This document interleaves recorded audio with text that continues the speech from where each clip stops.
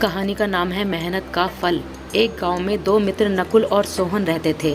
नकुल बहुत धार्मिक था और भगवान को बहुत मानता था, जबकि सोहन बहुत मेहनती था।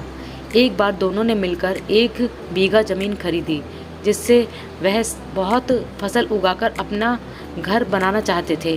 सोहन तो खेत में बहुत मेहनत करता, लेकिन नकुल कुछ काम नहीं करता, बल्कि मंदिर में जाकर भगवान से अच्छी फसल के लिए प्रार्थना करता था। इसी तरह समय बीतता गया। कुछ समय बाद खेत की फसल पककर तैयार हो गई, जिसको दोनों ने बाजार ले जाकर बेच दिया और उनको अच्छा पैसा मिला। घर आकर सोहन ने नकुल को कहा कि इस धन का ज़्यादा हिस्सा मुझे मिलेगा, क्योंकि मैंने खेत में ज़्यादा मेहनत की है। यह बात सुनकर नकुल बोला, नहीं, धन का तुमसे ज़्यादा हिस्सा मुझे मिलना चाहिए, क्योंकि मैंने भगवान से इसकी प्रार्थना की, तभी हमको अच्छी फसल हुई। भगवान के बिना कुछ संभव नहीं है। जब वह दोनों इस बात को आपस में नहीं सुलझा सके, तो धन के बंटवारे के लिए दोनों गांव के मुखिया के पास पहुंचे। मुखिया ने दोनों की सारी बात सुनकर उन दोनों को 1-1 बोरा चावल का दिया, जिसमें कंकड़ मिले हुए थे। मुखिया ने कहा कि कल सुबह तक तुम दोनों को इसमें से चावल और कंकड़ अलग करके लाने हैं, तब मैं निर्णय करूँगा कि इस धन का ज़्यादा हिस्सा किसको मिलना चाहिए।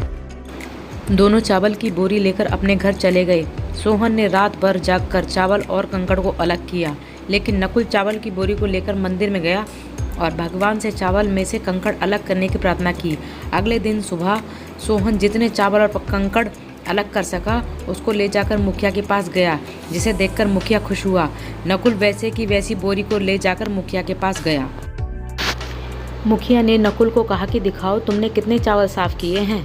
नकुल ने कहा कि मुझे भगवान पर पूरा भरोसा है कि सारे चावल साफ हो गए होंगे। जब बोरी को खोला गया तो चावल और कंकड़ वैसे के वैसे ही थे। जमींदार ने नकुल को कहा कि भगवान भी तभी सहायता करते हैं जब तुम मेहनत करते हो। जमींदार ने धन का ज़्यादा हिस्सा सोहन को दिया। इसके बाद नकुल भी सोहन की तरह खेत में मेहनत करने लगा और अब की बार उनकी फसल पहले से भी अच्छी हुई।